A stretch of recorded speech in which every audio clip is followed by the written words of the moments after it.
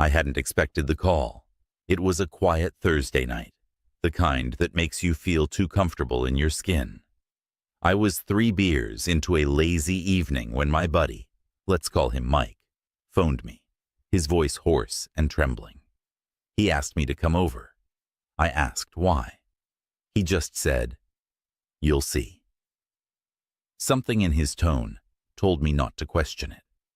Mike was a cop, and he wasn't the kind to spook easy. Whatever had him this shaken, it wasn't your average bad day at work. When I got there, the lights in his house were all on, but the blinds were drawn tight. He opened the door before I knocked. His eyes looked hollow, like he hadn't slept in days. "Man, you need to see this," he muttered, pulling me inside. I followed him to the living room, where his laptop sat on the coffee table. The screen glowed faintly, paused on a grainy black and white video. "This is body cam footage," Mike said, his voice barely above a whisper. "We're not supposed to take this home, but I had to." Before I could ask, he hit play. The footage started in an abandoned warehouse. The officer wearing the camera, Mike's partner, I later learned, was sweeping the area with his flashlight. The radio chatter was tense. Someone had reported screams coming from the building. It was eerily silent at first, just the crunch of boots on broken glass. Then a sound, a faint scratching, like nails dragging against concrete. The officer paused, shining his light toward the far corner of the room. That's when the figure appeared. At first it was just a shadow, hunched over, impossibly still. But as the flashlight beam landed on it, the figure jerked violently and stood. It was a man, or at least it had been. His skin was stretched tight over his bones, and his eyes reflected the light like a predator's in the dark. The officer shouted, "Police! Let me see your hands!" The figure didn't respond. Instead, it tilted its head at an unnatural angle, its neck cracking audibly in the quiet space. Then it moved. I couldn't believe what I was seeing. The thing moved faster than any human should be able to, darting between columns, its movements jerky and wrong. The officer's breathing grew ragged as he tried to keep his flashlight on it. "Backup! I need backup!" he yelled into his radio. Suddenly, the figure was gone. The camera panned frantically as the officer spun around, trying to locate it. Then, out of nowhere, the thing appeared behind him. The footage erupted in chaos, a blur of motion, the sound of the officer's terrified screams, and a guttural growl that didn't sound remotely human. The screen went black. The timestamp on the footage stopped abruptly. Mike paused the video and looked at me, his hands trembling. "They found his body 2 days later," he said. "What was left of it?" I sat back, trying to process what I'd just seen. "What the hell was that?" I asked. Mike shook his head. "I don't know. But that's not the worst part." He played another clip, this one from a traffic camera. It showed the same warehouse, its exterior bathed in the harsh orange glow of streetlights. At first it was still, the only movement coming from the occasional moth fluttering near the lights. Then the figure appeared. It walked out of the warehouse and into the middle of the street, its head still cocked at that impossible angle. It stopped and turned to face the camera, staring directly into the lens. My blood ran cold as I realized it wasn't just looking, it was smiling. I couldn't take my eyes off the screen. "What did the department say about this?" I asked. "They're calling it a camera glitch," Mike said bitterly. "Told me not to dig any deeper." "But you did." "Of course I did." He leaned forward, his voice dropping to a whisper. "That thing, it's been spotted before." He showed me a map he'd been working on, pinpoints scattered across the city. Each one marked a location where similar incidents had been reported. People disappearing, strange noises, mutilated bodies found days later. "Whatever this is," Mike said, "it's hunting." The last clip Mike showed me was the final straw. It was from his own body cam, recorded during a routine patrol the previous week. He and his partner had been responding to a 911 call about a man loitering outside a gas station. The footage showed them pulling up to the scene. At first, everything seemed normal. The man was standing under the flickering light of the gas station sign, his back to the camera. Mike approached, calling out to him. The man didn't move. "Sir, turn around," Mike ordered. Slowly, the man turned. It was the figure from the warehouse. Before Mike could react, the screen erupted in static. When the footage resumed, the figure was gone. But something new had appeared on the wall of the gas station, written in what looked like blood. "I see you." I left Mike's house that night with a knot in my stomach that still hasn't gone away. I don't know what I saw, and I don't know what's out there. But I do know one thing. I'm never answering another late-night call.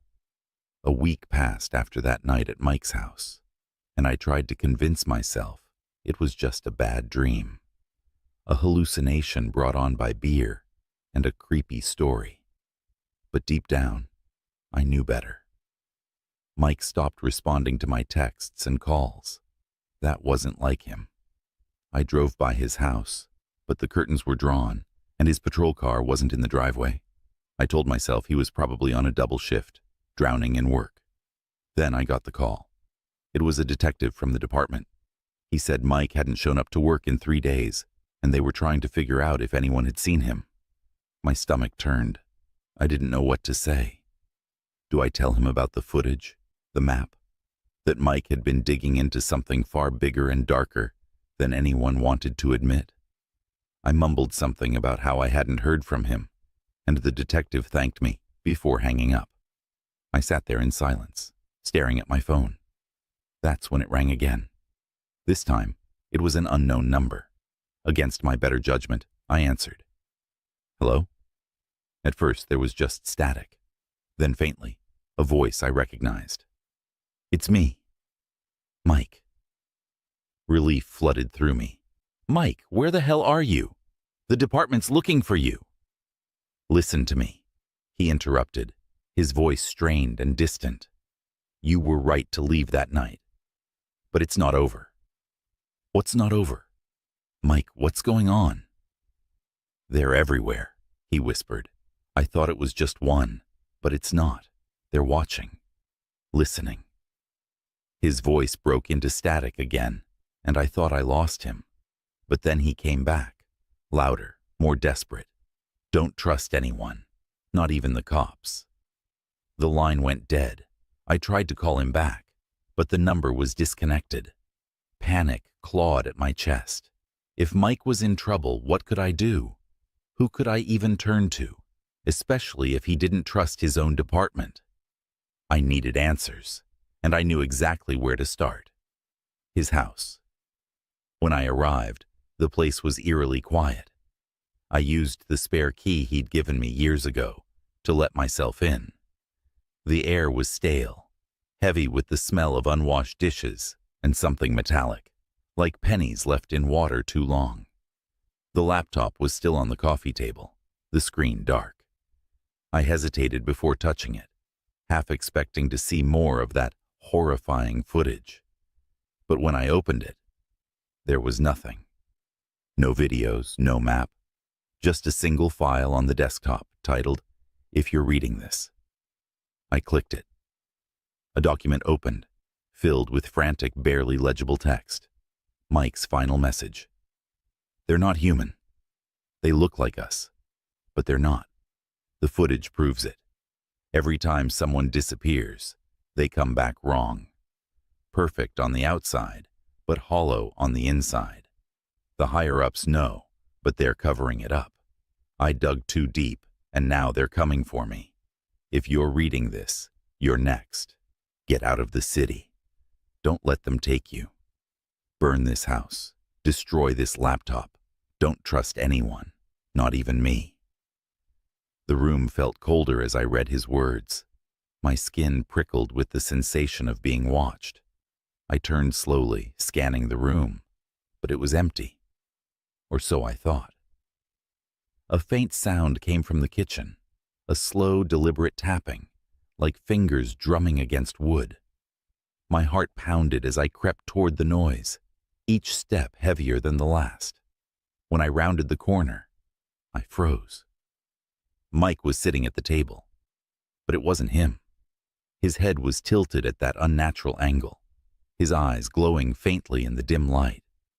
His lips curled into a smile, too wide, too sharp. "You should have listened," he said, his voice a distorted echo of the friend I once knew. I don't remember how I got out of the house. The next thing I knew, I was speeding down the highway, the city lights fading in my rearview mirror. I didn't stop until the sun rose, casting a pale, indifferent light over the empty road ahead. Mike was right. They're everywhere, watching, waiting. And now, they know I know. So if you're reading this, consider it a warning. If someone you know comes back different, too perfect, too calm, run. Because once they've seen you, they'll never stop hunting. And when they find you, you won't be you anymore.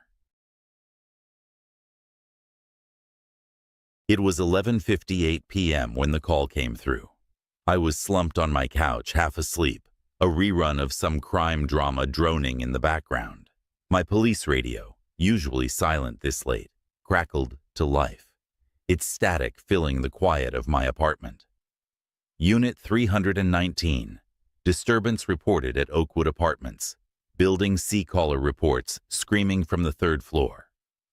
Oakwood was a building that carried whispers in our precinct. It was one of those places where you'd expect to find peeling wallpaper and questionable tenants. But what made it infamous was the inexplicable. Officers would refuse assignments there unless they had no choice. Lights turned on in empty rooms. Footsteps echoed when no one was home. I rubbed the exhaustion from my eyes. 319 responding, I said into the radio. The drive over was uneventful, the city silent in that eerie pre-dawn way. By the time I pulled up to Oakwood, the place was exactly as I imagined. Weathered bricks, a flickering neon sign that buzzed faintly in the night air, and a silence so deep it felt like the building itself was holding its breath. I grabbed my flashlight and made my way in, the lobby dimly lit by a single bulb that swung overhead. The air smelled like mildew and something faintly metallic. A chill ran down my spine as I climbed the stairs to the third floor, the creak of the steps echoing like gunshots. Apartment 309. The door was ajar, swaying slightly as if it had just been opened. "Police," I called out, my voice steady but cautious. I stepped inside. The first thing I noticed was the smell. Coppery. Unmistakable. Blood. The living room was in disarray. Furniture overturned, a lamp shattered. But the real horror was in the kitchen. A woman was crouched over a body, her back to me, her hair hung in wild, tangled strands. She wasn't just crouched. She was gnawing. "Ma'am," I said, trying to suppress the tremor in my voice, "I need you to step away." She froze, her head tilting unnaturally to the side like a bird sensing danger. And then she turned. Her eyes were black, not the pupils, all of them. She hissed, revealing jagged teeth, far too many for any human mouth. I didn't wait. My hand instinctively went to my sidearm as I barked, "Get on the ground!" She moved faster than I could process, darting toward the hallway. I followed, flashlight beam bouncing off the narrow walls. She disappeared into the shadows at the far end, and as I rounded the corner, the hallway seemed impossibly long, like it stretched into some void that didn't belong in the real world. A low guttural growl emanated from the darkness. My heart hammered in my chest. Then, the sound of footsteps. No, something crawling. It was coming toward me. I raised my gun.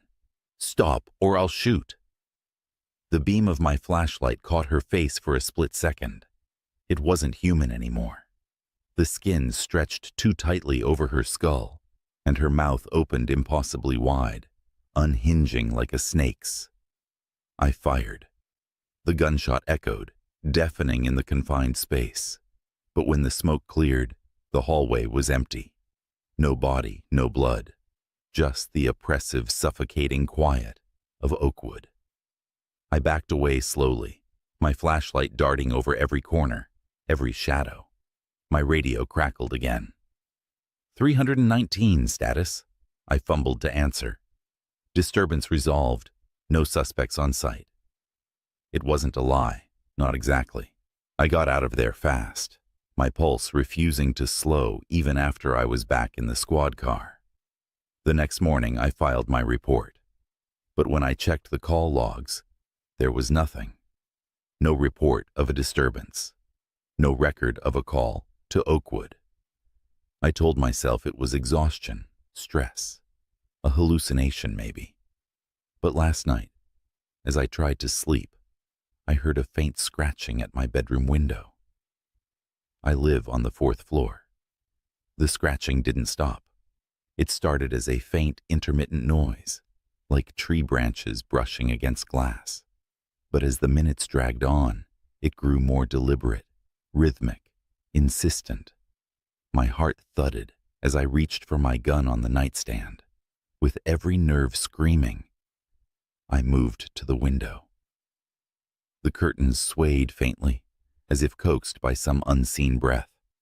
I yanked them aside, gun raised, expecting, I don't know what. Nothing.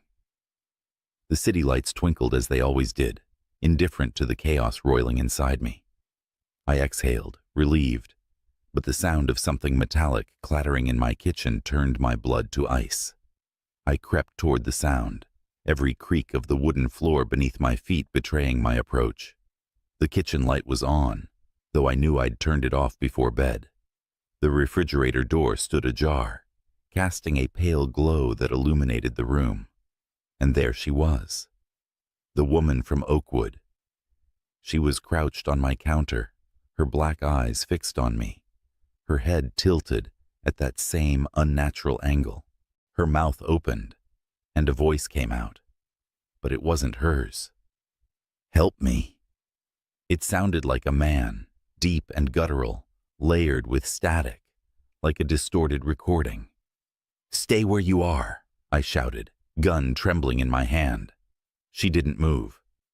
"Help me," the voice repeated.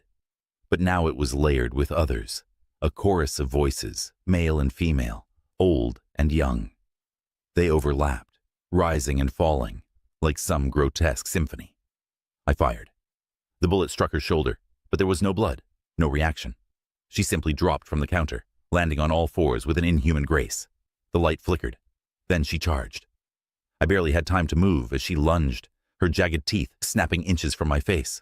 I hit the ground hard, scrambling backward as she loomed over me, her limbs bending at impossible angles. Her face was inches from mine now, and I could smell the rot emanating from her. "You saw us," she whispered, the words slithering into my ears like a hiss. I squeezed the trigger again and again, the gunshots deafening in the small space. Her body convulsed, the force of the bullets throwing her backward. And then, silence. I lay there for what felt like hours, the gun still clutched in my trembling hands. When I finally dared to move, I turned on every light in the apartment. The woman was gone, but the scratches she'd left on my kitchen tiles were real. So were the spent shell casings littering the floor. The next day, I didn't go to work. I needed answers. I drove back to Oakwood. It was daylight now, the building less menacing under the sun's glare. I knocked on the door of 309, unsure of what I expected to find. An old woman answered, her face lined with age and suspicion. "Who are you looking for?" she asked. "Do you live alone here?" I asked. She nodded. For years now. Why? The room was pristine. No sign of the chaos I'd seen the night before. I apologized and left. But as I walked away, I noticed something out of the corner of my eye. A figure stood in the third-floor window, watching me. Her tangled hair fell over her face, but I knew it was her. That night, I burned the clothes I'd worn to Oakwood. The memory of her eyes, her voice, her smell. It clung to me, staining me in ways I couldn't scrub away. I haven't slept in days. Every time I close my eyes, I see her face, hear the scratching. And last night, the police radio on my nightstand crackled to life. Unit 319. Disturbance reported at Oakwood Apartments. Building C caller reports screaming from the third floor. I didn't expect the call to come at 3 a.m. That's the kind of hour where silence feels solid, where you can feel the weight of the world pressing down on your chest. It wasn't the ringtone that startled me, though. It was the name flashing on my phone. It was Officer Grant. He was my old partner from when I was on the force. We hadn't spoken in years, not since the incident. He was the last person I expected to reach out to, especially at this time of night. When I answered, his voice was shaky. Not drunk, not high, scared. It takes a lot to scare someone like Grant, who had spent decades chasing down the worst this city had to offer. I need you to come to the old North Point precinct, he said, barely above a whisper. I'm there now. Please. What are you doing at North Point? I asked. That station had been shut down for years after asbestos was discovered, along with other rumors, things I never put stock in, but others swore by. It's condemned. That's why I'm calling you, he said. Look, I can't explain it over the phone. You have to see it yourself. And then the line went dead. North Point Precinct had always given me the creeps, even back when it was operational. It was the kind of building that seemed alive in all the wrong ways. The kind of place where every creak of the floorboards and groan of the pipes sounded like a warning.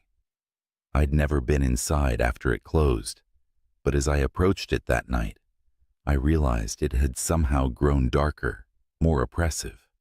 The doors were chained shut, but the padlock was snapped, dangling loose.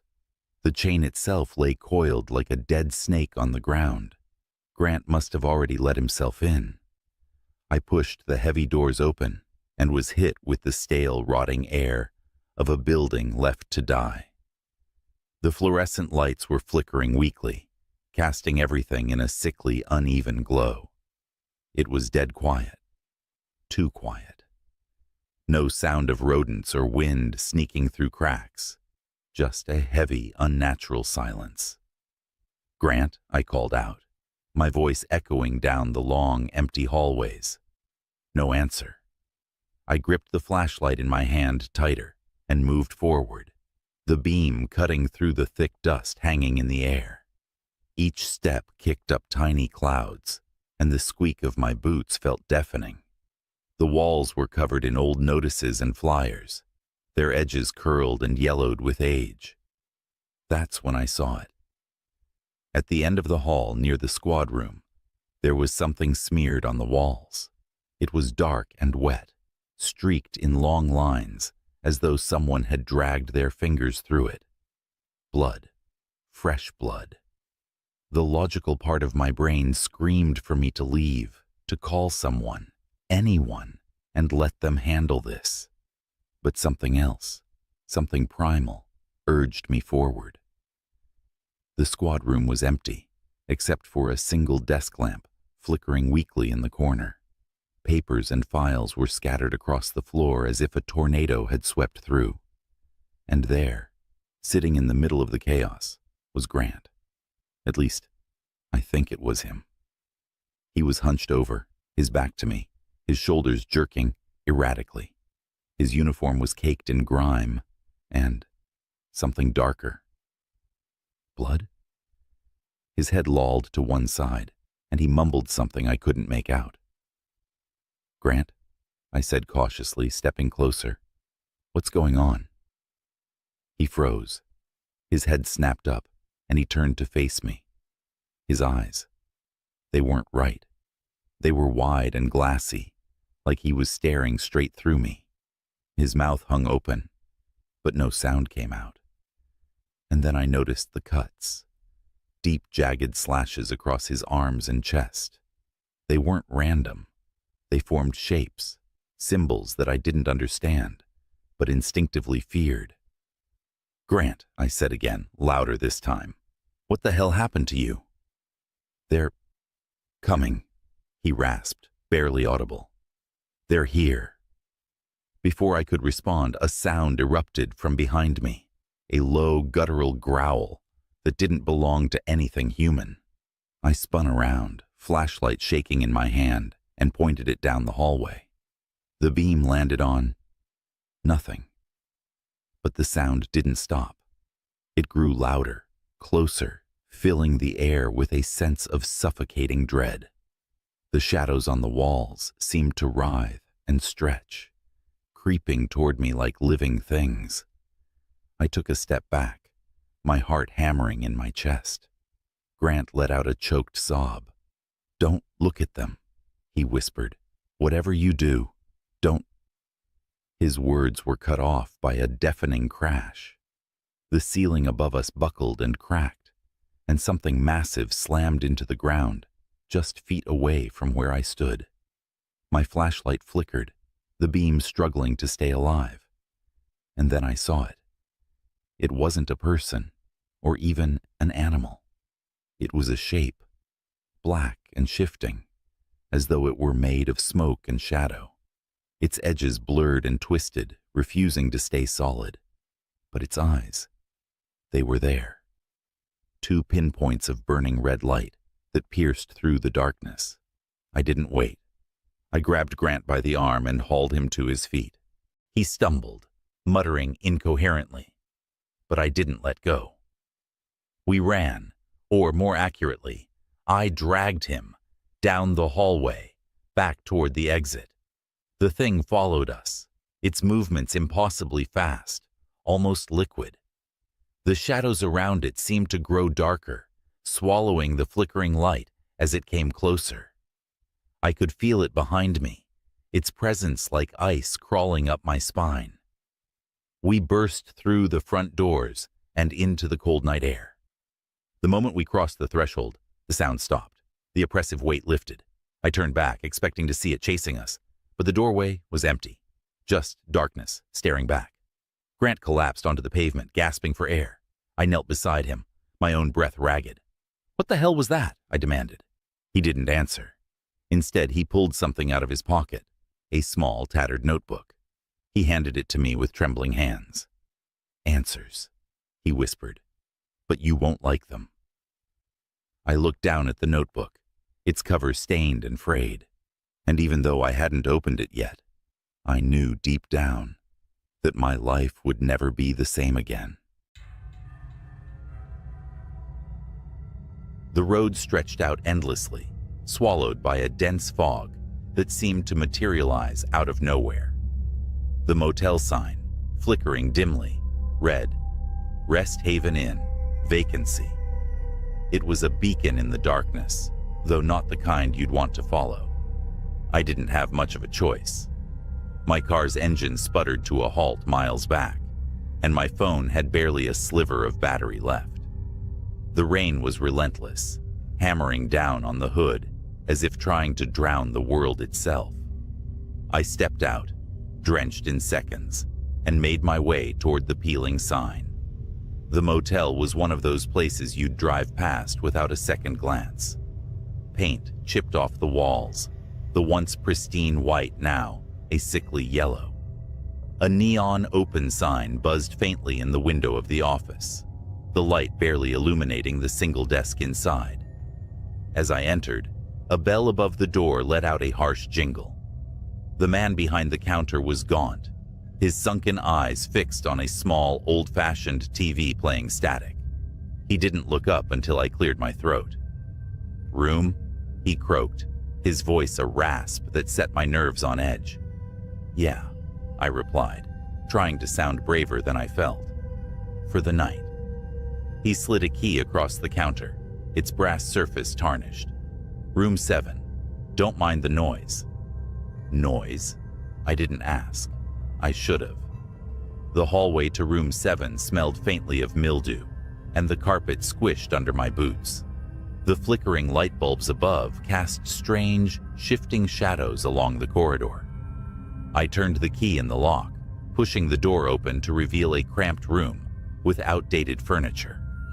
A single lamp illuminated the space, its glow barely fighting back the encroaching darkness. I dropped my bag on the bed and exhaled. The rain beat against the window like 1,000 desperate hands. It wasn't ideal, but it would do. That was when I heard it. A faint scratching noise, coming from inside the closet. I froze, the weight of the room pressing down on me. The sound was faint, rhythmic, like nails dragging against wood. My rational side kicked in, whispering that it was just the rain or the old building settling.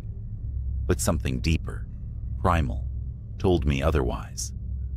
I took a hesitant step toward the closet. The floor creaked beneath my weight, and the noise stopped. Dead silence. Even the rain seemed to hush, as if the world was holding its breath. My hand trembled as I reached for the closet door handle. With a sharp yank, I flung the door open. Empty. Just a few rusted hangers swaying gently on the rod, their movement likely stirred by the draft. I let out a shaky laugh, scolding myself for being so jumpy. But as I turned back to the bed, I noticed something. The closet wasn't empty anymore. The hangers were still. But a dark shape had appeared in the back corner.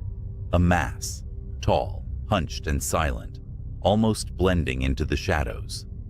My heart slammed against my ribs as I stumbled backward, nearly tripping over the edge of the bed. The thing didn't move. It was there, but wrong. The darkness seemed to warp around it, like it was swallowing light. "Hello?"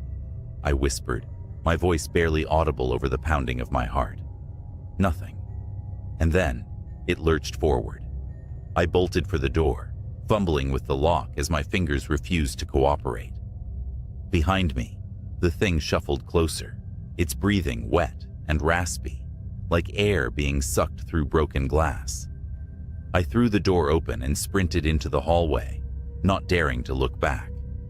The corridor stretched endlessly before me, far longer than it had been when I arrived. Every door I passed was closed, each one rattling violently as I ran. The flickering lights above dimmed, casting the hall in an eerie twilight. My lungs burned, my feet barely touching the ground as I reached the motel office. The gaunt man was gone. The static on the old TV had turned into faint whispers, an indistinct cacophony of voices speaking in a language I couldn't understand. I slammed my fists on the counter, shouting for help, but no one came. The whispers grew louder, and I felt the presence behind me again. Turning slowly, I saw it standing at the entrance. Only now, it was clearer. The figure was impossibly tall, its limbs elongated and contorted. Its face, or what should have been a face, was smooth and featureless, save for a slit that opened and closed, emitting that sickening, raspy breath. It stepped forward, and the motel seemed to shudder around us. Walls cracked, and the air grew dense, like trying to breathe underwater. I stumbled backward, grabbing at anything I could use as a weapon, my hand closing around an old desk lamp. Without thinking, I hurled it at the thing. The lamp shattered on impact, and for a brief moment the figure recoiled, its form flickering like a broken projection. I didn't wait to see what would happen next. I ran. The rain hit me like a wall as I burst outside, the neon sign flickering violently above the door. My car, dead just hours ago, sat in the lot, its headlights glowing faintly. I didn't question it. I jumped in, turned the key, and, miraculously, the engine roared to life. As I sped down the empty road, the motel disappeared into the fog behind me. But even as I put miles between us, I couldn't shake the feeling that something was wrong. The rain on the windshield looked darker, thicker, almost like tar. The whispers from the office were still faintly audible, growing louder as I drove. I glanced in the rearview mirror and saw the figure sitting in the back seat. There's something about motels that never feels right. Maybe it's the lingering scent of bleach failing to cover something worse, or the flicker of a neon sign casting shadows where there shouldn't be any. That night, I pulled into a motel on a desolate stretch of highway, half dead from exhaustion and fully creeped out by the empty lobby. No one stood at the reception desk, just a small bell and a paper with the word "ring" written in shaky, faded letters. I hit the bell once. The ding echoed like I'd stepped into a void. Seconds dragged. Then a door creaked open behind the counter. A man shuffled out, a clerk, I assumed. His uniform was stained, his posture stooped like something heavy was pressing on his shoulders. His face was pale, the kind of pale that doesn't come from lack of sun, but something deeper, almost wrong. He handed me a key without a word and pointed down the dimly lit hallway.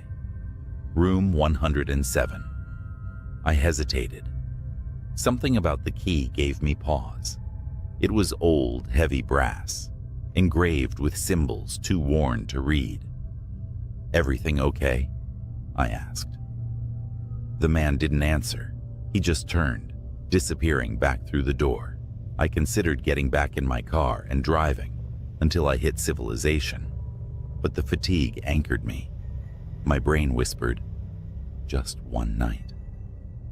The hallway stretched unnervingly long as I made my way to 107.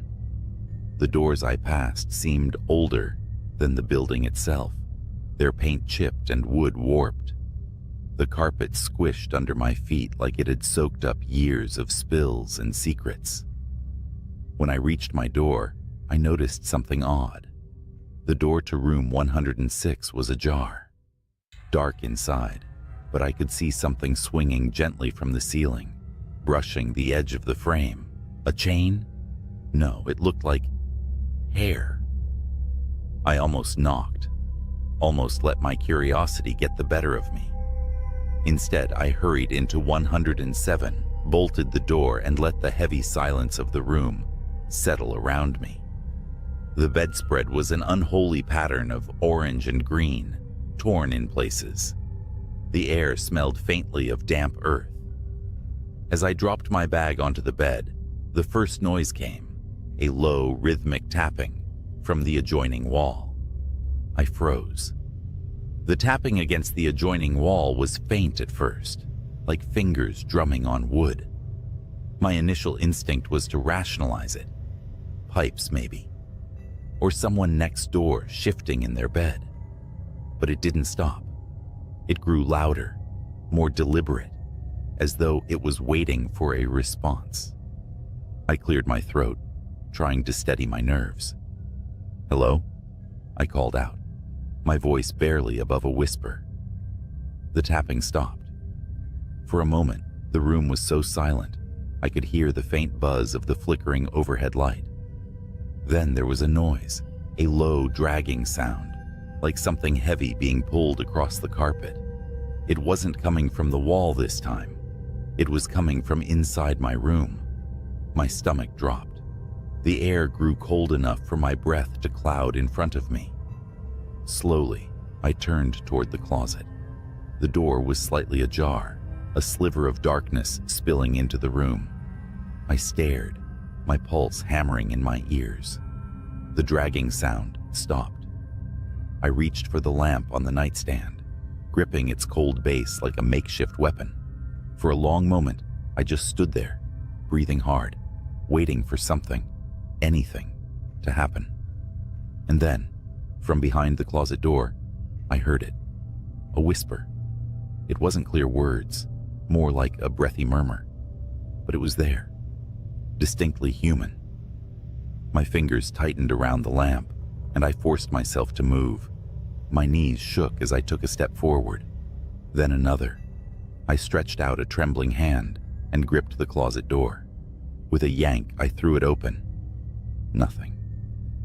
Just empty space, an old coat hanger, and a sour smell. I exhaled a shaky laugh, my body still tense with adrenaline. Get it together, I muttered to myself, shutting the door with a sharp click.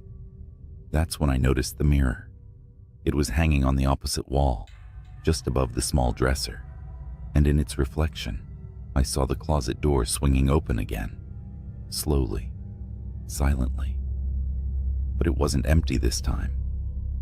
A figure stood there, too tall to fit in the closet naturally, its head hunched at an unnatural angle to avoid brushing the ceiling. Its limbs were impossibly long, its skin a grayish tone. The face, if you could call it that, was featureless, except for a mouth stretched into a gaping, soundless scream. I didn't turn around. I couldn't. The thing stepped out of the closet, moving with a jerky, almost puppet-like motion. Into the mirror, I could see it approaching, its elongated arms stretching toward me. My fight or flight kicked in. I dropped the lamp and bolted for the door. The air grew heavier with every step, as though something was pulling me back. My vision blurred, and my ears were filled with a deafening, static-like hum. I wrenched the door open and stumbled into the hallway, slamming it behind me. I ran. The hallway seemed endless, the dim lighting flickering erratically. My chest burned, and my legs felt like lead, but I didn't stop. When I reached the lobby, it was empty again. The clerk was nowhere in sight. I burst through the front doors into the night, gasping for air. The neon sign above the motel flickered ominously as I fumbled for my car keys. When I glanced back at the building, I saw it. Room 107's window, glowing faintly. The curtain moved as if something or someone was watching me leave. I didn't stick around to find out. I drove for hours, not caring where I was going, just needing to put distance between me and that place. Eventually, I pulled into a gas station and sat there, gripping the wheel, trying to steady my breathing. The clerk inside gave me a strange look when I stumbled in for water. "You okay?" he asked. I nodded, though I didn't feel it. As I paid, I noticed the TV behind the counter was playing the news. My stomach twisted as the headlines scrolled across the screen. Missing persons reports filed for guests of the Highway Motel. Authorities investigating multiple disappearances. The screen flashed photos of the missing. One of them looked eerily familiar, a face I'd seen in the mirror. I didn't stay to watch the rest. I just got in my car and drove, hoping to outrun the image burned into my memory. But deep down, I knew the truth. I'd been marked that night, and no matter how far I drove, how fast, I couldn't shake the feeling that something was still following me. The motel's vacancy sign buzzed dimly against the pitch-black highway, each flicker of the neon a whisper, luring me off the endless asphalt. It was nearly midnight, and exhaustion clawed at my skin. The voice in my head reasoned it was just a place to rest, a shower, a bed, and nothing else. But the moment I stepped into the lobby, I knew something was wrong. The clerk, a wiry man with sunken eyes and a face like wax, barely moved when I rang the bell. His gaze dragged across my face and stuck to me like flypaper. "Room 12, he muttered, tossing a key onto the counter with a thud. Don't wander the property at night." The warning should have been my first red flag, but I was too tired to care, muttering thanks as I grabbed the key. The room was about what you'd expect from a roadside dive. Cracked wallpaper, a bedspread patterned with stains, and a lamp that buzzed when you turned it on.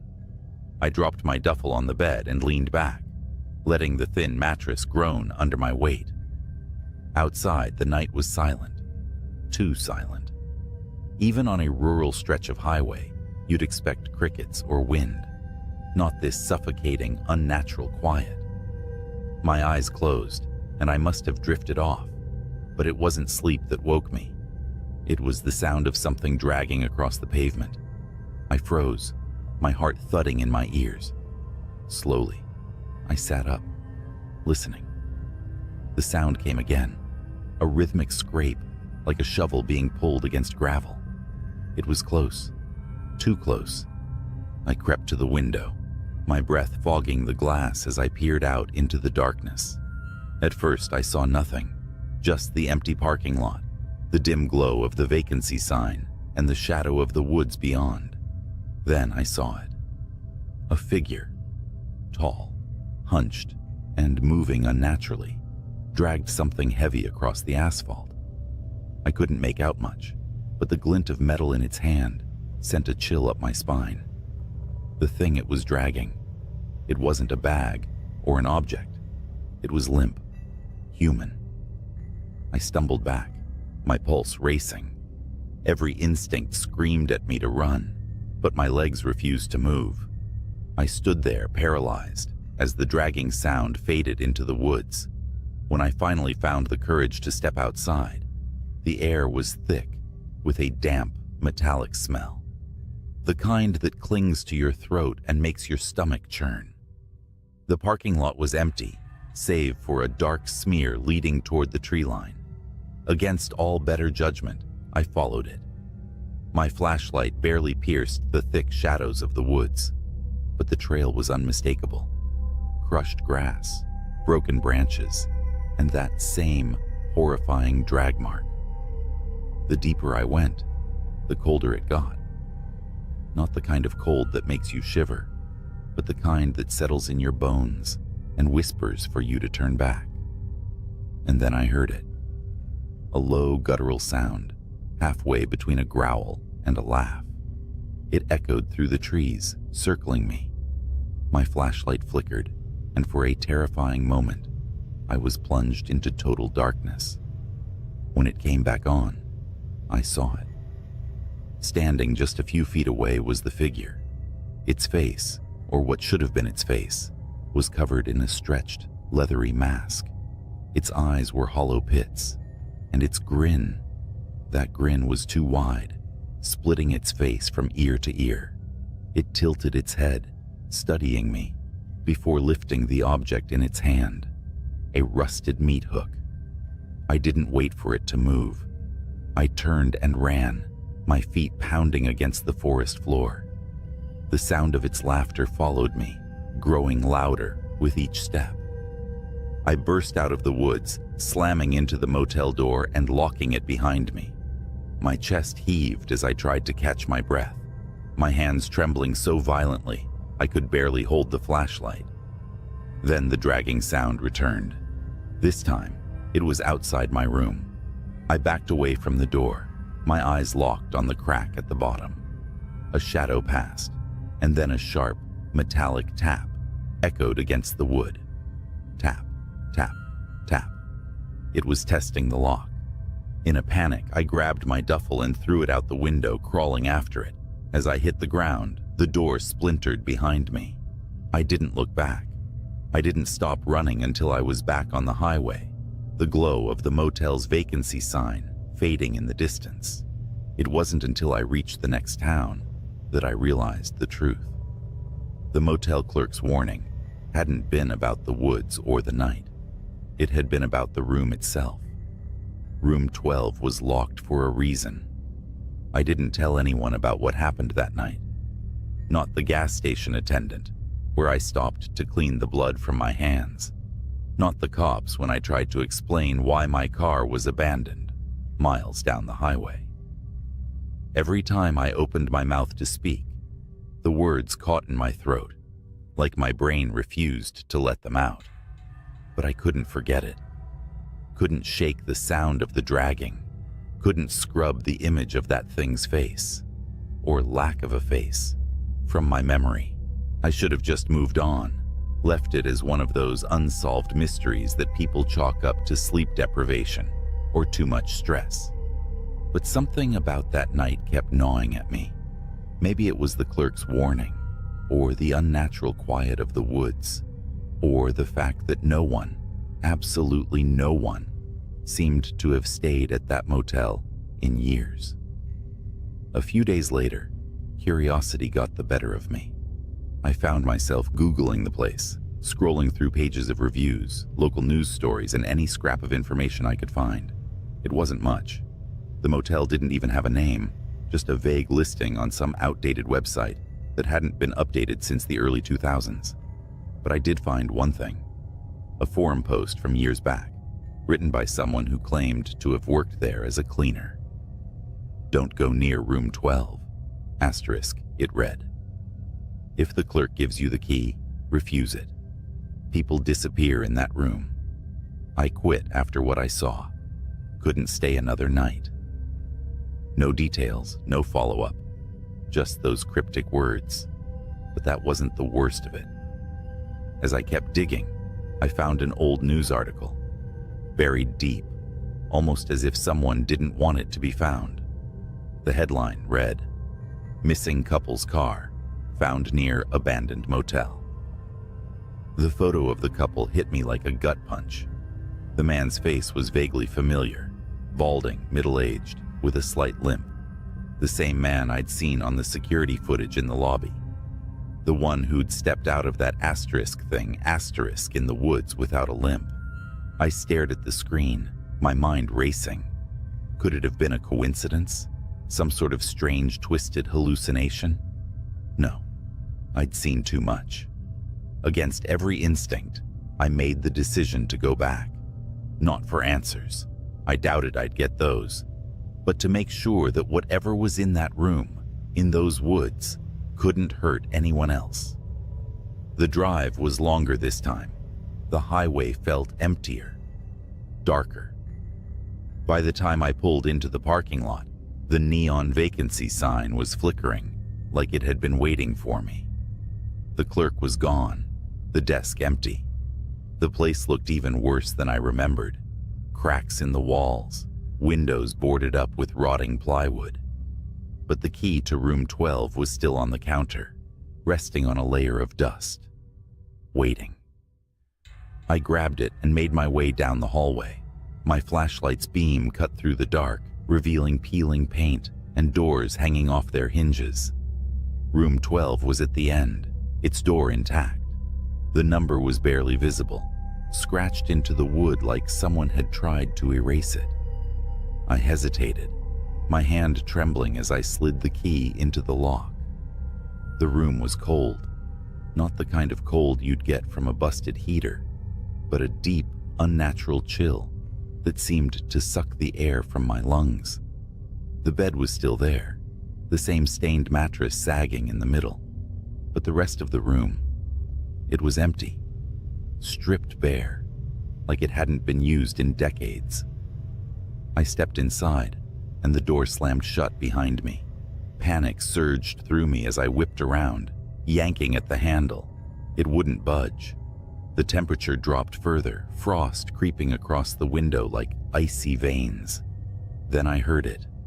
The dragging sound, louder than ever.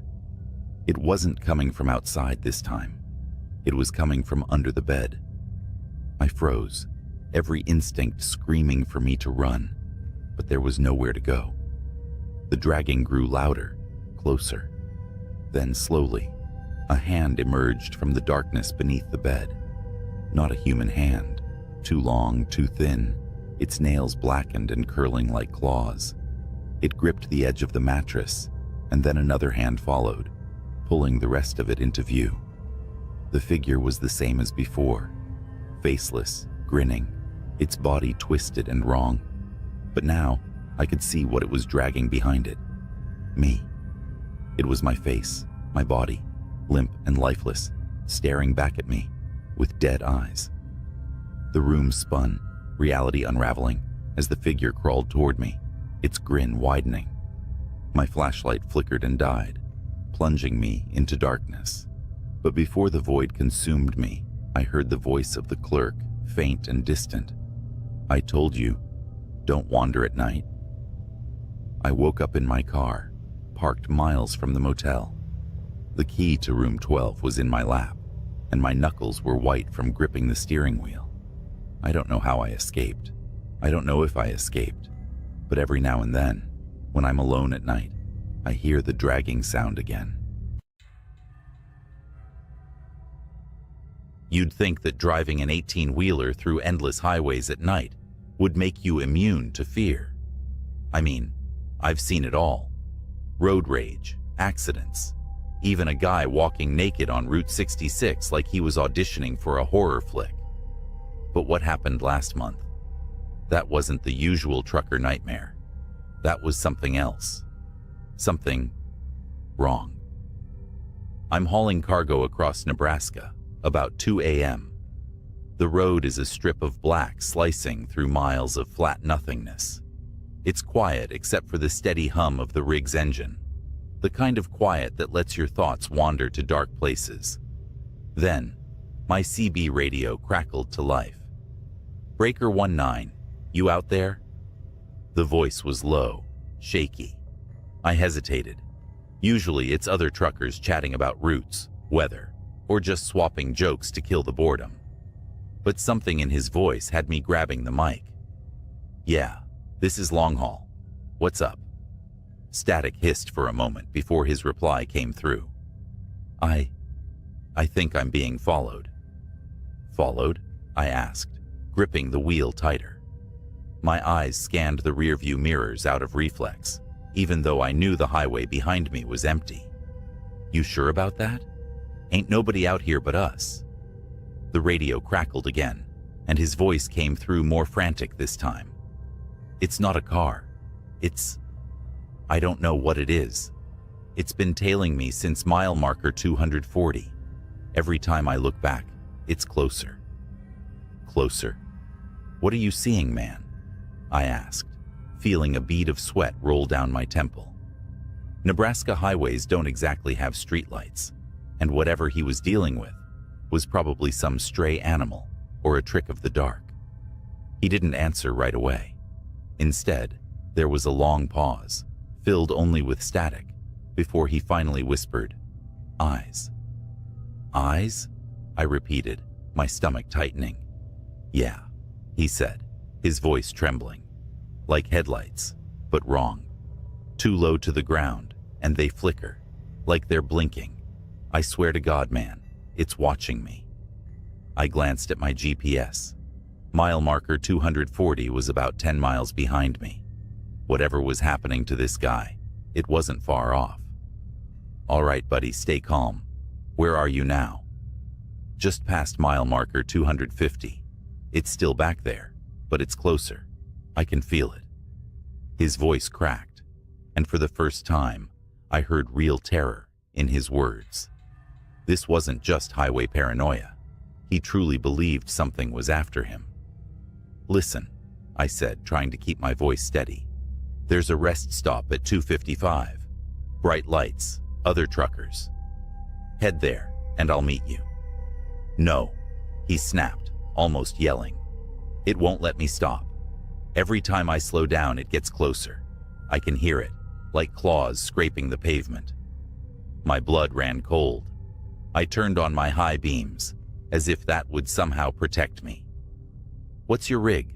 I asked. "I'll look for you on the road." "Freightliner Cascadia. White cab, red trailer," he muttered. "But I don't think you'll make it in time." Then the radio went dead. I grabbed the mic again. "Breaker 19, you there? Talk to me." Static hissed in response. My heart pounded as I pushed the accelerator, the engine growling as the truck surged forward. I was determined to catch up to him, or at least see what the hell was going on. At mile marker 252, I spotted him. A white Freightliner with a red trailer barreled down the highway ahead of me, swerving erratically. His brake lights flickered, as though he was trying to stop, but couldn't. Then I saw them. Eyes. Two faint yellowish glows, low to the ground, darting in and out of the darkness behind his trailer. They weren't headlights. They were alive. "Jesus Christ," I whispered, my palms slick against the steering wheel. The glowing orbs moved like they were studying him, stalking him. Then, they shifted focus. To me. I felt my chest tighten as the eyes blinked, slowly, deliberately, and locked onto my truck. Suddenly, the Freightliner veered off the road, its horn blaring in a panicked howl. It disappeared into the cornfields, leaving me alone with whatever had been chasing it. The glowing eyes began to speed up, closing the distance between us. I floored it. My rig groaned under the strain, the speedometer climbing past limits I knew weren't safe for a truck this size. But the eyes kept up, growing brighter, hungrier. The road ahead blurred as adrenaline coursed through me. Then I heard it, a scraping like metal on asphalt. It wasn't coming from my rig. It was coming from underneath it. My radio came back to life with an ear-splitting burst of static. A voice came through, distorted and guttural, nothing like the man I'd been speaking to earlier. "You can't outrun it."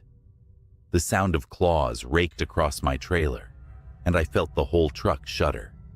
I gritted my teeth, swerving wildly to shake whatever was beneath me.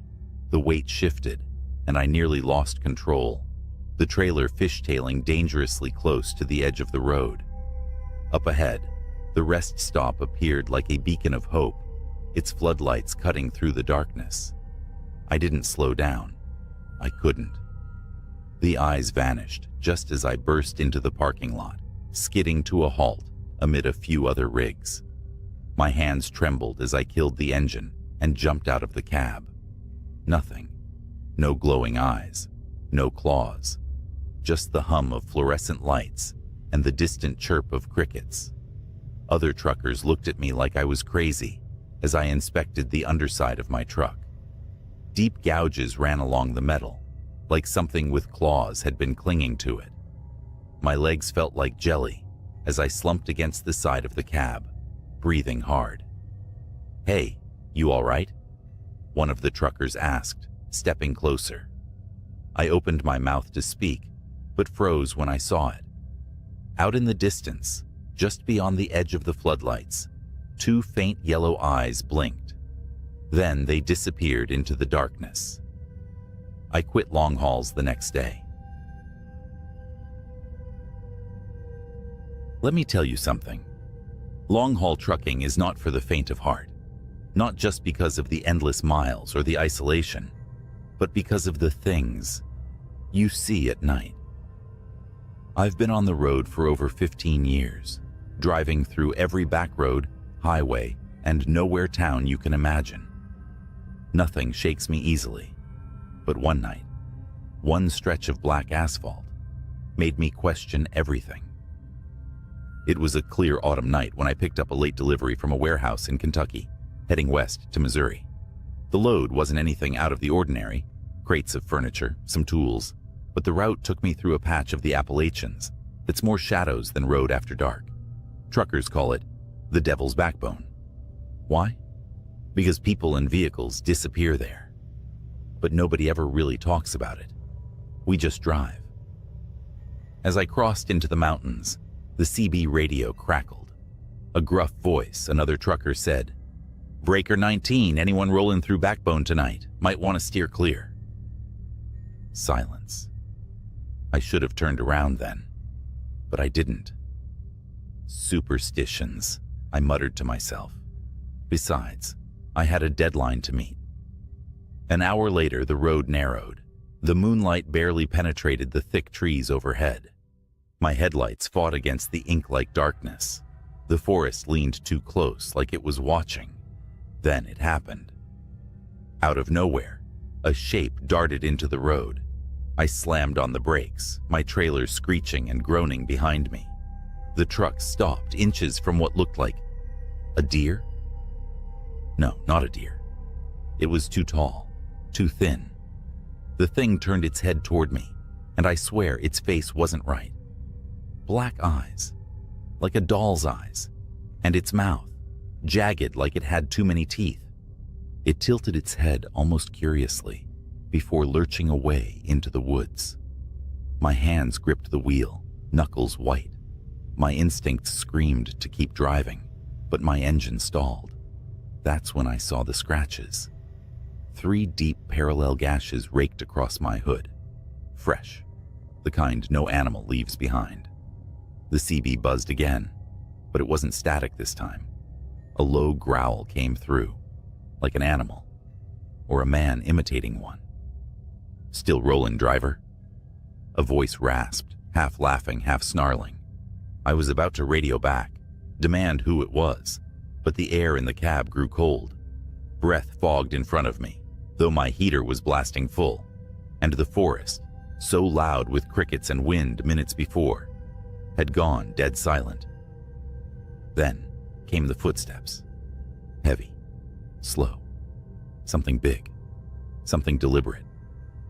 I refused to look out the window, but in my mirror, I saw the outline of something. Something tall, too tall. It stood just beyond the reach of my brake lights, watching. A gut instinct I'd never felt before screamed at me to stay in the cab. The truck finally roared back to life.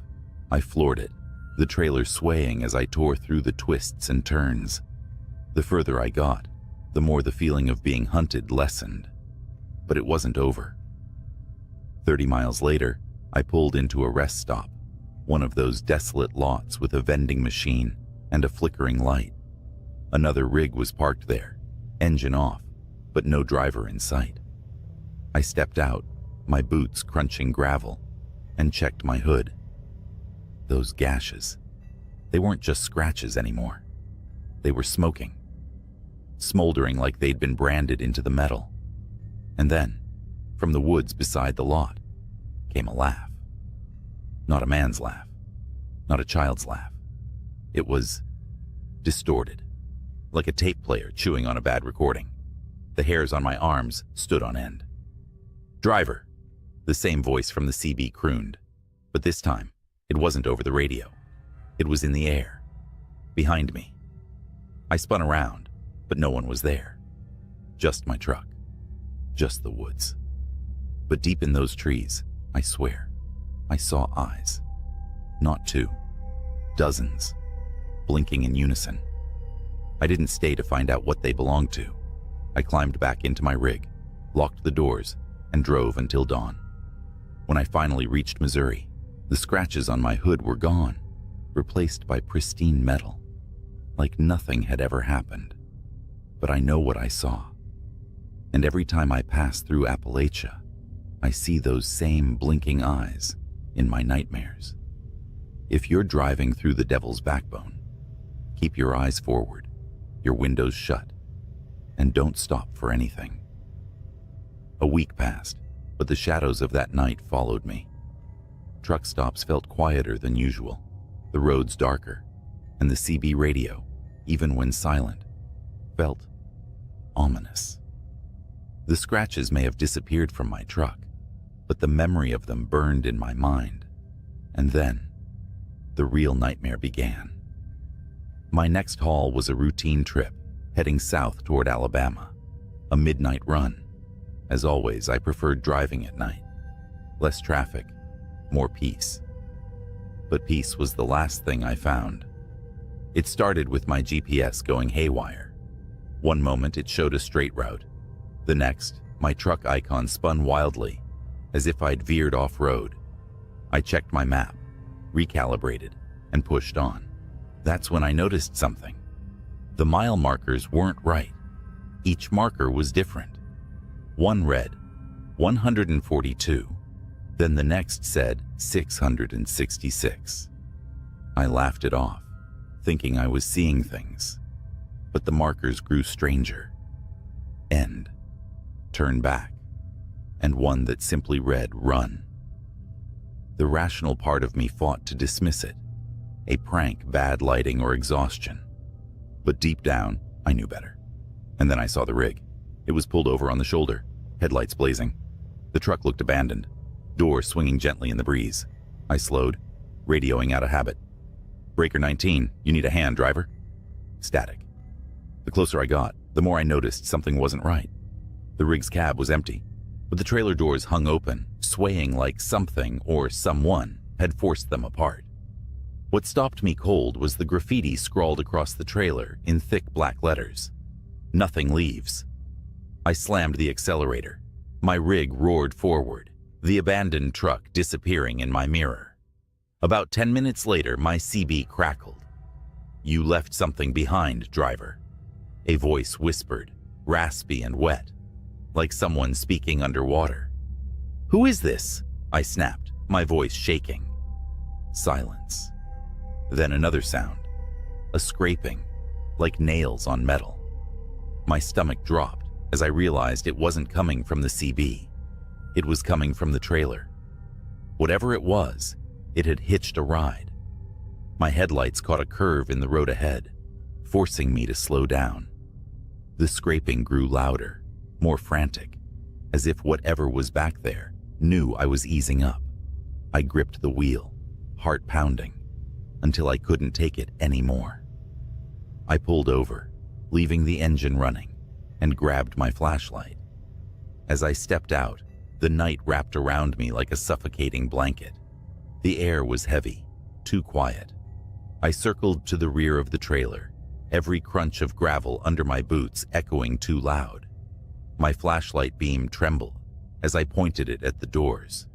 Deep gouges raked across the metal, forming patterns. No, symbols. My hands were sweating, but I reached for the handle. The moment I unlatched it, the doors flew open, and someone lunged at me. I stumbled back, falling hard on the asphalt. It was a man, or what used to be one. His skin was gray and stretched taut, his eyes sunken, but blazing with a sickly yellow light. His mouth twisted into an inhuman grin as he crawled toward me, on all fours, faster than any human should. I scrambled back, yelling, "Stay the hell away!" But he didn't stop. His movements were jerky, like a puppet on strings, and his grin widened impossibly as he reached out. That's when I heard it. The sound of tires screeching, a horn blaring, and then the crunch of impact. Another truck coming around the bend had plowed into the figure, throwing it into the ditch. I staggered to my feet, breathing hard, as the driver of the other rig jumped out. "You okay?" he asked, looking me over. I pointed to the ditch, but when we checked, the thing was gone. Only a smear of dark, oily blood remained. We didn't talk much after that. The other driver offered to follow me to the nearest truck stop, and I didn't argue. The rest of the drive was uneventful, but the entire time, I felt those eyes on me, watching, waiting. When I reached the stop, I parked, climbed into the sleeper, and locked every door. I didn't sleep. I couldn't. Somewhere out there, in the vast darkness, that thing was still lurking. I never drove through the Devil's Backbone again, and I'll never forget the lesson I learned that night. Some roads aren't meant to be traveled. I glanced at the dashboard clock. 2:43 a.m. The highway was dead, a straight ribbon of asphalt vanishing into the darkness. My CB radio crackled faintly with static, the voices of distant truckers trading stories to stay awake. I adjusted my cap and yawned, the hum of my 18-wheeler lulling me into a dangerous sense of calm. Then, out of nowhere, a voice broke through the static. "Eastbound on I-70. Anyone else seeing this?" The voice was shaky, breathless, like someone who just ran a marathon. I grabbed the mic. "Eastbound here. What's going on?" Static swallowed his reply, but I heard enough to send chills down my spine. "Black semi. No lights. Coming up fast." I shifted in my seat, suddenly wide awake. My headlights illuminated nothing but the road ahead, bordered by skeletal trees and the occasional mile marker. I checked my rearview mirrors. Nothing but empty black. "Anyone else out there?" The voice called again, this time frantic. "Calm down." I said into the mic. "Where are you exactly?" I think mile marker 82. It's behind me." "Oh God, it's right on me." The transmission cut out with a burst of static. My heart thudded against my rib cage. Mile marker 82 was about 10 miles ahead. I pressed harder on the gas, my truck rumbling as it picked up speed. I don't know why I felt compelled to go faster. Curiosity? Duty? Or maybe some primal part of me was already screaming, "You should turn back." 10 minutes later, I reached marker 82. The asphalt gleamed under my headlights, but the road ahead was empty. I slowed down, gripping the wheel tighter. My CB buzzed again, but it was faint this time, almost garbled. "Don't stop." The message made my skin crawl. I rolled my window down slightly, letting in the cold air. That's when I noticed something. The faint sound of a horn, long and mournful, echoing in the distance. It wasn't coming from the highway ahead. It was coming from behind me. I checked my mirrors again. This time, there it was. Far in the distance, but unmistakable. A massive black semi, its outline barely visible against the night. No headlights, no running lights, just a hulking shadow on wheels. My pulse spiked as I grabbed the CB mic. "Whoever's out there, is this some kind of joke?" I asked. But my voice betrayed the fear clawing at my throat. The response came in a whisper so faint I had to strain to hear it. "It's not a truck. Don't stop. Don't let it catch you." The shadow in my mirrors grew larger. It was closing in, fast. I pushed the gas pedal to the floor, the roar of my engine filling the cab. My trailer swayed as my speed climbed past 80, then 85. But no matter how fast I went, the black semi kept gaining. Its horn blasted low and guttural, vibrating through my chest. It wasn't the horn of any truck I'd ever heard. It sounded almost alive. The CB crackled again, and the faint whisper returned. "Don't look at it. Whatever you do, don't look at it." I didn't want to, but when the thing roared up beside me, I couldn't stop myself. I turned my head. The cab of the black semi was empty. No driver, just a void where a driver should have been. The windows weren't tinted. They were black holes, devouring the light of my headlights. The truck's grille was bent into a wicked snarl, like some kind of metal maw. I yanked my eyes back to the road and slammed the accelerator harder. My truck groaned under the strain. The black semi swerved, its shadowy mass brushing against my trailer. Sparks flew, lighting the darkness like fireworks. "Get off the highway," the CB hissed. There was an exit up ahead, barely lit by a single flickering lamp. Without thinking, I veered toward it, tires screeching as I took the turn too fast. My truck wobbled but held steady as I barreled down the narrow exit ramp and onto a deserted country road. For a moment, I thought I'd lost it. The road stretched out empty before me, flanked by fields of tall grass swaying in the wind. My shoulders sagged with relief. But then the horn sounded again, closer this time, and my blood ran cold. In my side mirror, I saw it. The black semi was following me off the highway. "Leave me alone," I shouted into the CB, but the static gave no reply. The road grew narrower, twisting and turning through the darkness. The black semi's headlights, no, the absence of headlights, loomed behind me, swallowing the faint glow of the moon. Up ahead I saw it, a bridge, old, rickety, and far too narrow for two trucks. I didn't slow down. If the thing wanted to take me out, it would have to follow me across. The bridge groaned as my truck rolled onto it. Wooden planks creaked and snapped under my weight. I made it halfway across before I heard a deafening crash behind me. I glanced in the mirror and saw the black semi barreling onto the bridge. Its sheer size was too much for the old structure. The wood splintered, and the bridge began to collapse. I floored it, the edge of the bridge just a few yards away.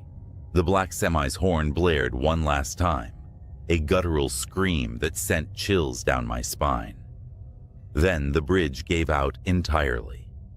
I felt my rear tires hit solid ground, just as the rest of the bridge crumbled into the river below. I slammed on the brakes and skidded to a stop, my chest heaving. Behind me, the black semi disappeared into the churning water, its horn fading into silence. For a long time, I just sat there, staring at the empty road ahead. The CB crackled once more, a final whisper cutting through the static. "You made it, but it'll be back." I never took that route again. Hell, I've never driven at night since. Whatever that thing was, it wasn't a truck. And if it ever comes for you, don't stop. Don't look at it, just run. It was supposed to be a quiet escape, a weekend alone in a cabin deep in the woods, no distractions, just me, a few books, and the endless sound of leaves brushing against the wind. I had rented the place off a small website that specialized in remote getaways. No ratings, no reviews, but the photos sold me. It looked peaceful, and God knows I needed peace.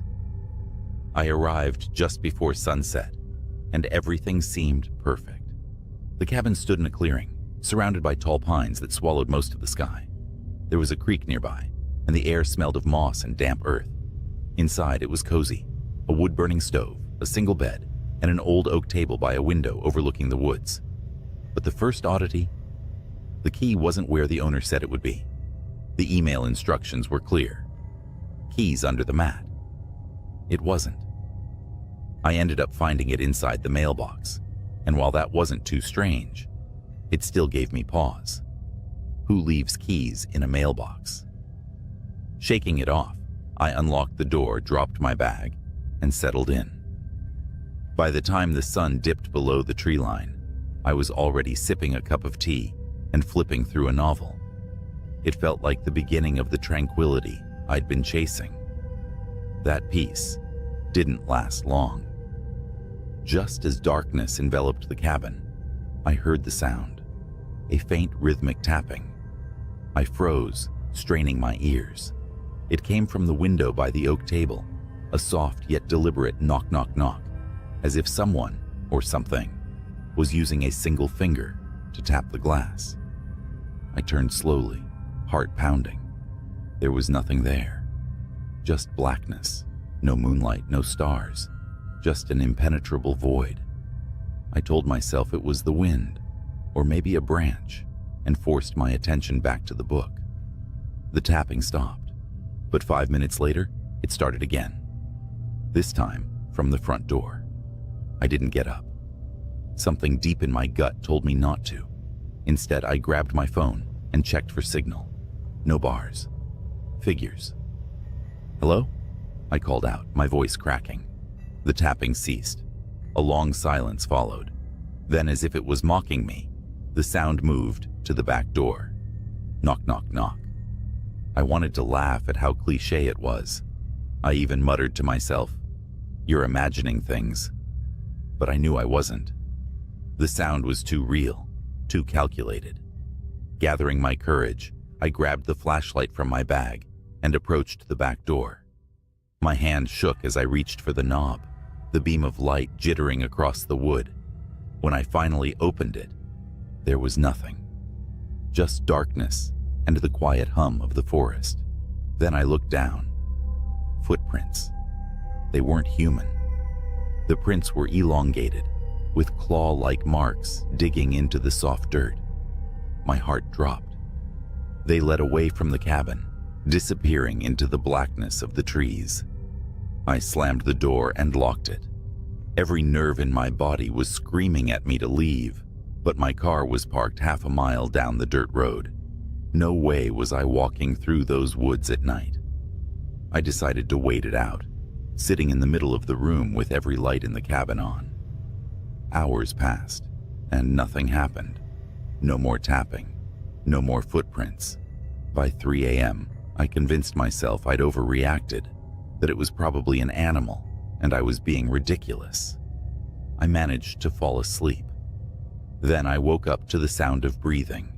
It was faint, shallow, and right outside the bedroom window. I didn't move, didn't even breathe myself. My eyes darted to the clock. 4:13 a.m. The breathing grew louder, more labored, and then something scraped against the window. My stomach churned as the scraping turned to a low, guttural growl. I reached for the flashlight, but I didn't turn it on. Instead, I crept out of bed, moving silently toward the window. I positioned myself just out of sight, and with one swift motion, pulled back the curtain. The flashlight beam revealed a face. It wasn't human. The skin was pale, stretched tightly over a skull-like structure. Its eyes were black voids, reflecting the beam like polished obsidian. The mouth, filled with jagged teeth, was impossibly wide, and it twisted into something that could only be described as a grin.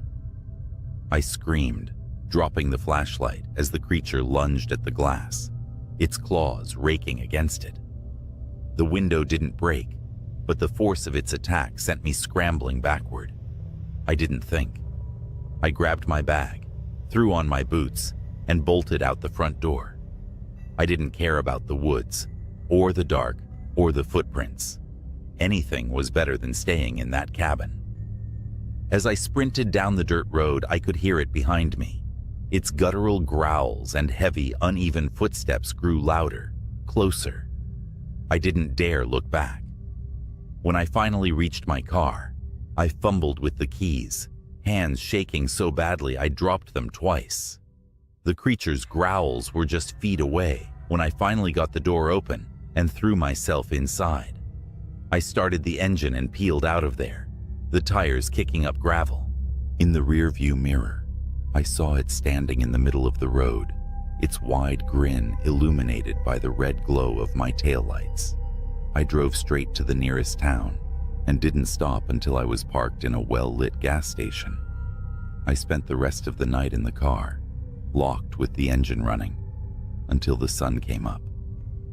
I told myself I'd call the cabin owner, demand an explanation, maybe even report what I'd seen, but I never did, because deep down, I knew no one would believe me. And honestly, I don't want to know what that thing was. I didn't go home that morning. Instead, I drove aimlessly, putting as much distance as possible between me and that cabin. Every so often, I'd glance in the rearview mirror, half expecting to see that thing following me down the road. But the road remained empty, save for the occasional car or truck. After about 3 hours of driving, I pulled into a diner off the highway. My hands were still trembling as I sipped a cup of coffee, the warmth doing little to settle my nerves. The waitress noticed my state, but thankfully she didn't ask questions. I couldn't have answered them if she had. Once I felt steady enough, I pulled out my phone. Despite the terrible signal, I managed to search for the rental website. But when I typed in the address of the cabin, something strange happened. The listing was gone. No photos, no description, nothing. It was as if it had never existed. A chill ran down my spine. How could that be? I checked my email for the confirmation details, the payment receipt, anything to prove I hadn't imagined the whole thing. The emails were gone, completely wiped from my inbox.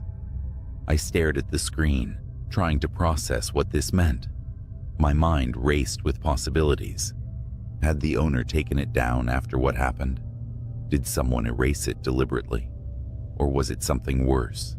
Something I couldn't begin to understand. As I sat there, the events of the previous night played over and over in my head. The tapping, the footprints, the creature's face, and that grin. God, I'd never forget that grin. It wasn't just a predator's smile. It was knowing, as if it took pleasure in my terror. By the time I left the diner, I'd made a decision. I wasn't going to talk about it. Not to the police, Not to friends, not to anyone. People wouldn't believe me, and honestly, I didn't want them to. The last thing I needed was someone curious enough to go looking for that place. For weeks after, I had nightmares.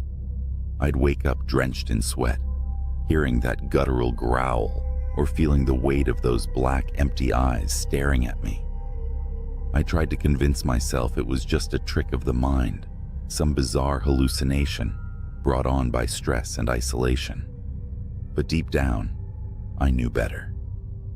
About a month later, something happened that shattered whatever flimsy logic I'd been clinging to. I was at a friend's housewarming party, trying to force some normalcy back into my life. I'd been avoiding social gatherings, but this one felt safe. Just a few familiar faces, some drinks, and no mention of cabins or woods. For a while, it worked. I almost felt like myself again. Then someone new arrived, a friend of a friend. He was tall, lanky, and a little awkward. Nothing unusual. But as he stepped into the room, I felt my stomach drop. There was something about the way he moved, the way his eyes darted around the room, taking in every detail. It reminded me of something I couldn't quite place. And then he smiled. It wasn't the same grin, not exactly. But there was an echo of it in the way his lips curled, just a little too wide. His teeth just a little too sharp. I froze, my drink slipping from my hand and shattering on the floor. The room went silent as everyone turned to look at me. The stranger's eyes locked onto mine, and for a split second, I swore I saw something flicker in their depths, something dark and endless, like the void outside that cabin window. "Are you okay?" he asked, his voice perfectly normal, perfectly human. I muttered an apology, blaming the spilled drink, and quickly excused myself. But as I left the party, I felt his gaze follow me all the way to the door. I didn't sleep that night. I couldn't shake the feeling that he knew where I'd been, what I'd seen, maybe even what had followed me back. That was a year ago. I moved to a new city after that, far from any woods or cabins. I keep to myself, avoiding crowds and strangers, and I never ever let myself be alone at night.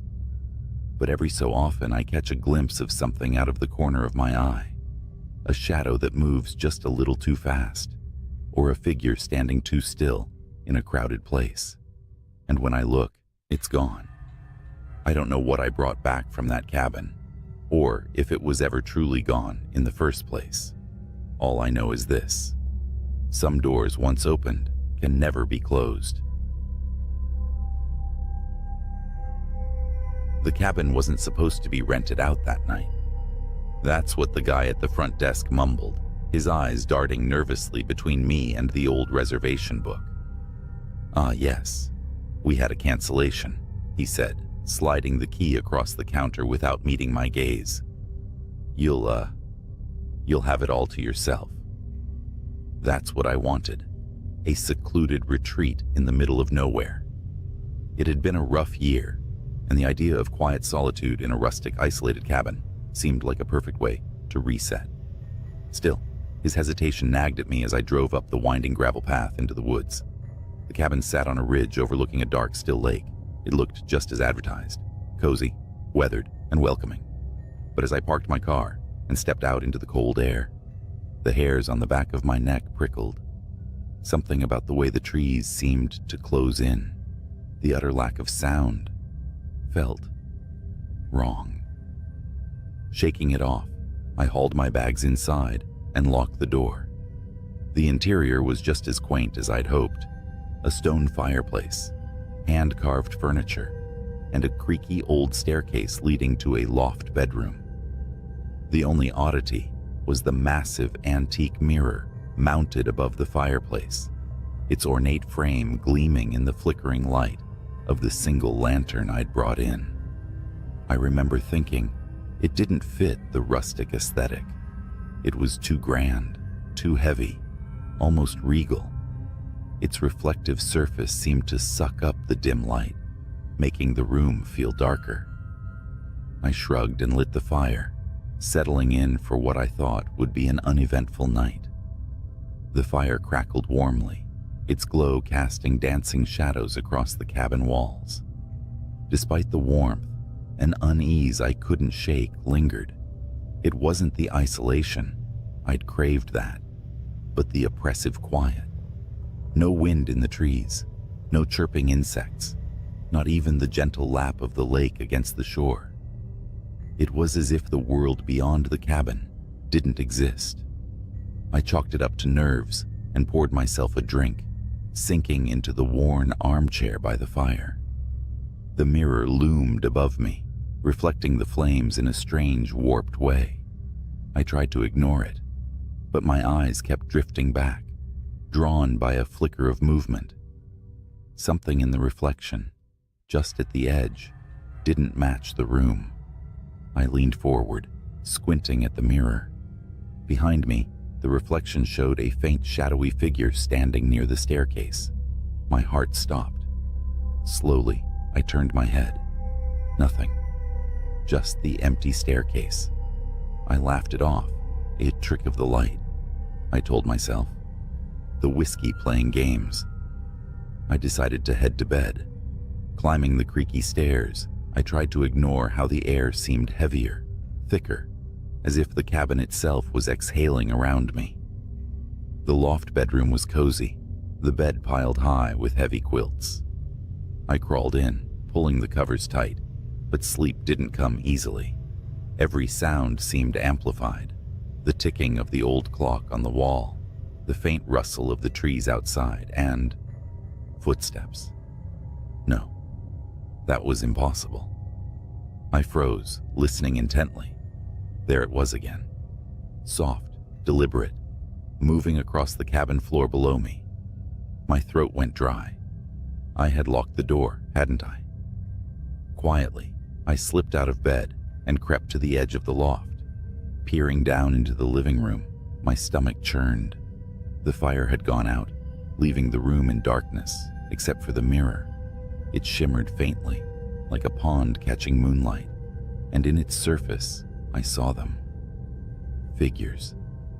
Dozens of them, moving in the room below, their shapes vague and wrong. They didn't walk. They drifted, their limbs too long, their heads tilted at unnatural angles. I stumbled back, my foot catching on the edge of the rug. The noise echoed through the cabin, and instantly all movement in the mirror stopped. Every figure turned, their hollow eyes locking onto me. Then, one by one, they began to climb the stairs. Panic surged through me. I ran to the bed and grabbed the lantern, its feeble light casting weak beams into the dark. The footsteps were louder now, impossibly heavy. I could hear the wood groan under their weight. I didn't wait to see what would emerge from the shadows. I bolted for the window. I threw it open, the icy air biting my face. The drop wasn't far, maybe 10 feet, but the ground below was jagged with rocks and tree roots. Behind me, I heard the creak of the top step. No time. I jumped, landing hard and rolling painfully onto my side. For a moment, I lay there, gasping, until I heard them again. The footsteps now outside, crunching on the gravel path behind me. I didn't look back. I ran, crashing through the woods, branches clawing at my face and arms. The forest felt endless, the trees pressing in from all sides. I stumbled into the lake's clearing, its black water rippling faintly in the moonlight. My car was just ahead, parked near the edge. I could see the faint glint of its windshield. Behind me, the footsteps grew louder, faster. I fumbled with my keys, my hands shaking as I yanked the door open and threw myself inside. The engine roared to life, and I slammed the car into reverse, spinning it around on the narrow path. In the rear-view mirror, I saw them, standing at the tree line, their shapes blending with the shadows. They didn't follow, just stood there, watching, as I sped away. I didn't stop driving until the sun rose, until the sight of other cars and open fields reassured me I was back in the world of the living. I told myself I'd imagined it, that isolation had played tricks on me. But that doesn't explain the scratches on my arms, or the faint handprints on the inside of the car window. I'll never know what those things were, or why they were waiting for me in that cabin. But I know this. Sometimes solitude isn't peaceful. It's a trap set for the living by something that doesn't belong in our world. And it almost had me. The crunch of gravel beneath the tires was the first thing that struck me. That, and the way the towering pines swallowed the light whole. The rental cabin looked like it had been sitting there for decades, nestled in the woods just outside of Asheville. It wasn't on the map. Not really. The listing on the site was vague. Rustic charm for nature lovers. And the directions were handwritten by the owner, complete with warnings about spotty GPS. It was my first night alone in years. No roommates, no partner, no one asking me for a thing. Just me, a couple of horror novels, and a weekend of silence. Heaven, right? I stepped out of the car, the late October air biting at my skin. The cabin was unassuming, wooden slats weathered gray, a roof that slumped slightly, and windows fogged with grime. It was perched on a slight hill, overlooking a lake that glittered under the sliver of moonlight. The first thing I noticed inside was the smell. Damp wood and something faintly sour, like milk left too long in the sun. I told myself it was normal for old cabins. The second thing was the silence. Not the comforting quiet I'd imagined, but an oppressive, heavy stillness. Even the frogs and crickets outside seemed muted. I unpacked quickly, shoving my bag into the only bedroom, before making myself a mug of cocoa. By 9 p.m., I was curled up in an old armchair, with a tattered blanket, book in hand. I thought I'd feel at peace. Instead, I felt watched. It was subtle at first, that weird sixth sense we all get sometimes. But then, halfway through a chapter, I caught it. The unmistakable sound of floorboards creaking. My eyes darted to the hallway. Empty. It's an old house, I mumbled to myself. Houses creak. It's nothing. But my gut churned, because the creak hadn't come from just anywhere. It was right outside the bedroom door. I closed the book, stood up, and walked over, trying to steady my breathing. The hallway stretched into darkness, broken only by the faint outline of the bedroom door. I stepped closer, flipping the light switch. Nothing happened. The bulb above me flickered and stayed dead. Another creak. Not the wood this time. This was behind me, the living room window. I spun around, heart hammering in my chest. The chair I'd been sitting in was now turned slightly, facing the window. I hadn't touched it. I would have heard if it scraped across the floor. "Hello?" I called out, my voice barely above a whisper. No response, just the wind rattling the trees outside. I tried to shake it off, telling myself it was paranoia. Maybe I hadn't noticed the chair before. I locked the front door, checked the windows, and double-checked the back door before heading to bed. My skin prickled as I lay there in the dark, every creak and groan of the cabin amplified by the silence. But nothing happened. I drifted off eventually. I don't know what woke me. Maybe the cold, maybe the silence. But at 3:17 a.m., my eyes snapped open. I wasn't alone. There was breathing, slow, deliberate, not mine. I froze, staring at the ceiling, heart pounding in my ears. It was coming from the corner of the room. My phone was on the nightstand. Slowly, painstakingly, I turned my head, reaching for it. The glow of the screen lit up the room. There was nothing in the corner, but the bedroom door was open. I didn't leave it open. I bolted upright, grabbing the nearest thing, a lamp, and stumbled toward the door. The hallway stretched out in front of me, bathed in faint moonlight from the windows. The living room was silent. Still. Empty. Then I heard it. Faint, rhythmic tapping. It was coming from the front porch. "Is someone there?" I whispered, my voice cracking. Tap.